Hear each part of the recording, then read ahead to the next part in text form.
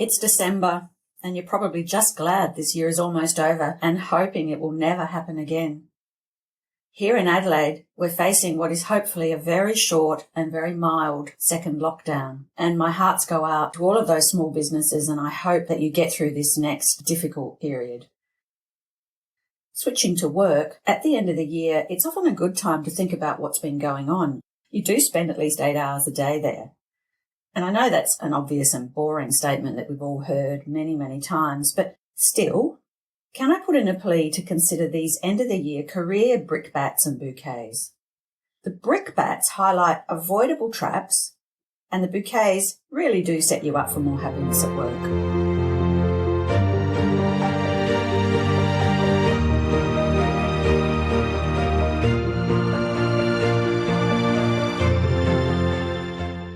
Welcome to Career Chinwags for the 21st century. I'm a career practitioner who's worked with thousands of clients over the past 20 years, so I've had quite a bit of time to think about career stuff. Each fortnight, I'll pick up on an issue that takes my fancy. Some will be extremely practical, such as episode 4, which looks at how to prepare for a video interview, something we've all been facing lately. Other episodes cover more big picture topics, like how to assess what type of job works for you. In today's episode, I'm going to throw some metaphorical stones and deliver some metaphorical flowers. Let's go. Brickbat number 1 is going to be quite controversial, I think. It's women who complain about being shut out of a man's world without having an action plan. I'm a feminist from way back. While I was still in my teens, I just admired my elder sister as she made it very clear to her new husband that they were going to be sharing the household chores right from the start. Annie was well ahead of her friends in this regard, and I just naturally followed suit. In the business world, I love seeing women gain the respect they generally deserve and be appointed to boards, executive roles, and politics according to their merits. However, in the short term, whilst we are waiting for the world to be perfect, I don't waste energy focusing on how hard it is for women to succeed. As a career specialist, I look at the reality each individual female client faces and help her to bridge any gap. If you're female and missing out on such roles, it's worth taking a look at yourself to see if there are changes you can make to ensure that you hit the mark. For example, many executives are introduced as possible board members by a current board member. That's how I got on my first board. That's the way of the world. Rather than bemoaning the boys' club, it might be worth implementing a targeted networking campaign. The process is exactly the same as job search networking, which I talk about in episodes 2 and 3. It just has a different aim. And I had a coffee with somebody about 5 or 6 months ago who took about 12 months, 18 months to implement the program. She actually wanted to meet me to report that it had worked. It's also worth checking that you have the right persona for an executive board role, because often these are quite superficial issues that can be easily changed or fixed up. I think men, for example, have an immense advantage which comes from the suit. And I think that's why it's lasted all these years. I call it a suit of armour. You put your suit on and it gives you instant gravitas and hides many personal body flaws. I will applaud you all of the way if you cut through without looking the part. But I think there's no doubt that it's easier to penetrate a new circle if you do fit in with their expectations.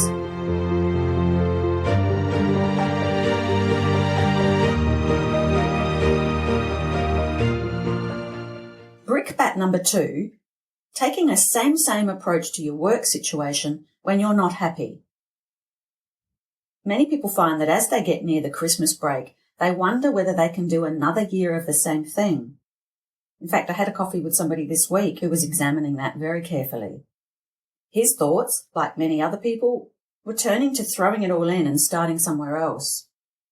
And the common theme is, well, surely that new employer will solve my problems. Instead of throwing in the towel for greener grass on the other side, how about watering your own lawn? As I constantly preach, it's important to forensically examine your key motivators and drivers. If you find that the source of your dissatisfaction is with your actual work tasks, rather than a disconnect with your career values or the workplace culture, I suggest that you work through an in-house option first. So get the broom out. Many people feel powerless to make changes to a job they're not happy with. However, it is possible. A starting point is to imagine you've just won your current job and take a new broom to it. What changes would you make in the way the job is currently being done? It's easiest to tackle changes that don't need the approval of others. For other changes that need the cooperation of your boss, you need to develop an action plan. For example, if you want to learn a new skill, you're more likely to win approval if you can identify a strategic link between the new skill and your current job responsibilities. What can you do, though, if you aren't sure of what changes to make to the job? I find that many people ignore one of the best sources of information, which is other people. You can tap into the knowledge and advice of fellow workmates and even expand your network of contacts to explore possibilities. Once you've clarified your thoughts, you can go to your manager with clear ideas and a pathway. In this way, you're presenting solutions, not problems. Let's say one of the changes you want to make at work is to change from full-time to part-time work. Many people ruin their chances to make a move to part-time work by marching into their boss and presenting an immediate request to change their hours. I think a key to success here is to see the world from the boss's perspective. What is it that he or she needs to feel comfortable about before giving the go-ahead for the change? For example, the boss may need to know that the area of work that you're giving up can be seamlessly taken up by someone else, with no damage to ongoing operations and no extra costs. Your request is more likely to win over your boss if it's accompanied by a well-thought-out transition plan. And this may need you to think ahead. You might need to identify another employee who could be trained in the tasks and then allow time for that person to complete any training. Last but not least, success is more likely to go to a valued employee. The more critical you are to the business and the more you are valued as a person, the more likely it is that your boss agrees to the change. So it's worth reviewing your current contribution and how you are perceived at work and make any necessary changes well in advance of your request. But let's say after all your examination, your navel-gazing, you're chatting to other people, you do decide you need to leave your current workplace. What about this prospect of starting over again? If you're considering the idea of reinventing yourself, take heart. People do it successfully all the time. The first stage is to ensure that your proposed career changes suit the essence of who you are. For example, does it match your skills and interests, and is there a good fit with your personality? Once again, I've talked about this topic in great detail in podcast number 7. Once you've identified careers that interest you, you need to understand the job search process. As an example, a basic rule of thumb is that networking is king. People say that 65% of positions are generally picked up using this strategy. And then finally, you need to launch your job search campaign. I've found that successful career changes have really high levels of discipline, and I think it would help you to have someone to support and inspire you. It's a matter of whatever it takes to do the hard yards, to keep on track and to persist.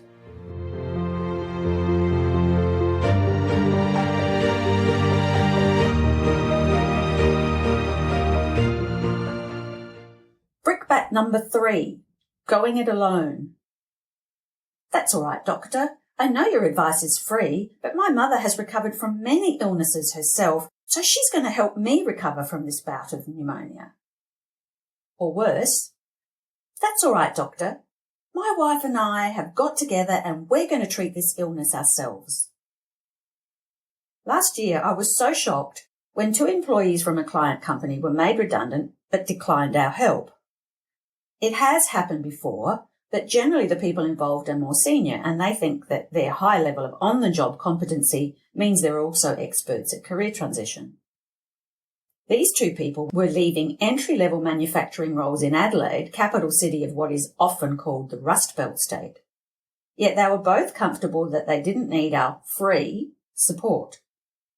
One person was going to work up a resume with the help of his wife, and the other was going to rely on his mother, whom he assured me had applied for lots of roles in the past and so knew what she was doing. I did follow up a few months later, and neither of those two people had a job. Believe it or not, I again talked to them about how we could help them, but no go this time either. What about if you have to pay for a career expert out of your own pocket? Deciding to go it alone is easier to understand, of course, in these circumstances.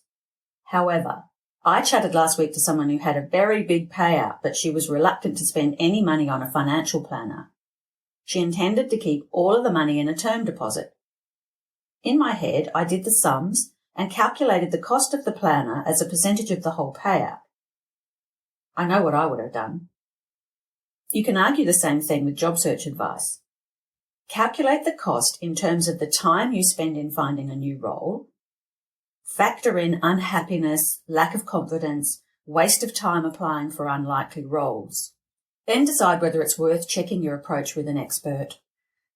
By the way, you'll find a list of career practitioners on the Career Development Association of Australia website. And if you're listening from overseas, your country surely has a similar group of people whose expertise you can tap into. On a more positive note, what about the bouquets? This year, as always, I've met so many lovely and interesting people. 3 of them stand out in particular.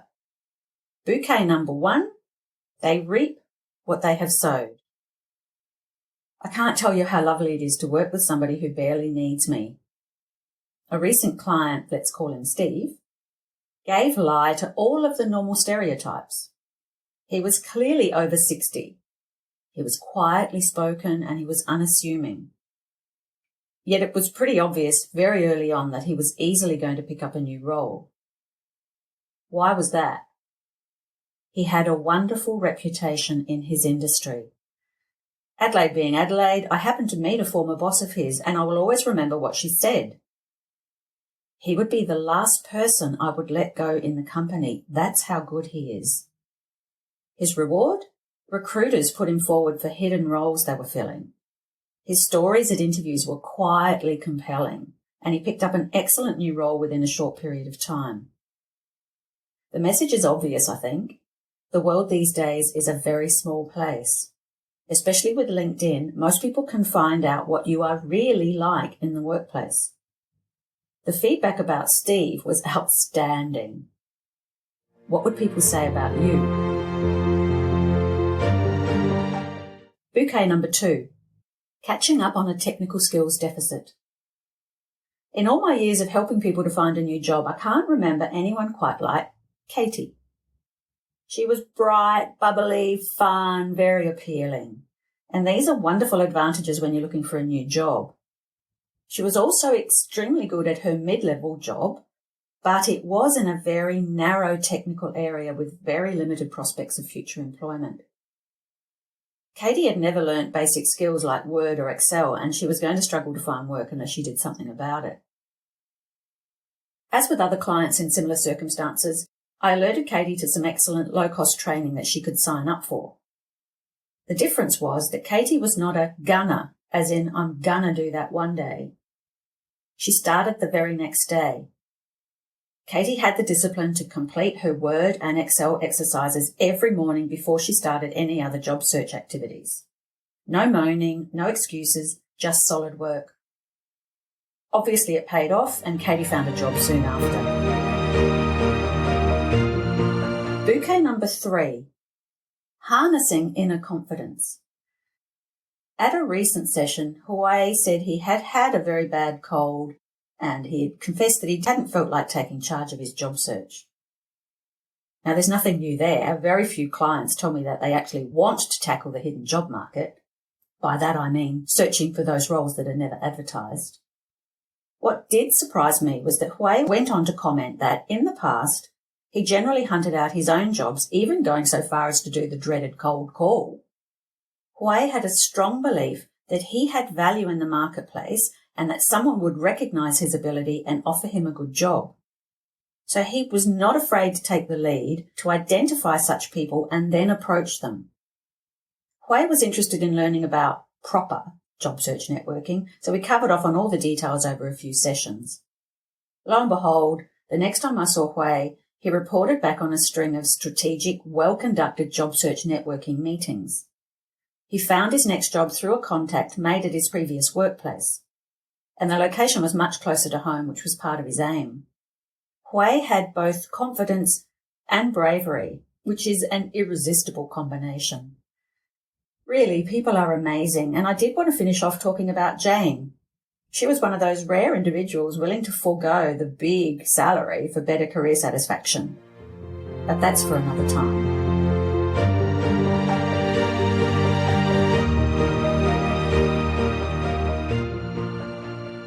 This is podcast number 12, I think, maybe number 13. My downloads are increasing, but I still don't have many reviews anywhere yet, and I don't have many subscribers. If you like what you've heard, I'd love it if you could share this podcast or leave a review. At this stage, I'm doing a podcast every fortnight, and next episode, I have no idea what I'm going to talk about. It won't be till mid-January, and that feels like such a long time away now. Have a happy Christmas, everyone. Let's hope that next year sees us all on the path back to normality. Remember, if you want to review what we've talked about, check out the full show notes at careerconsult.com.au. There you can find a full article, perhaps an infographic or a video that will summarise what we've talked about today, or what I've talked about today. I'll repeat that, careerconsult.com.au. And I do a mail out once a fortnight of videos, blogs and infographics. If you're interested, you'll find a sign-up form on the website or contact us at admin@careerconsult.com.au. 2020, a horrible year, so let's finish on a positive note with the hashtag, why not be happy at work?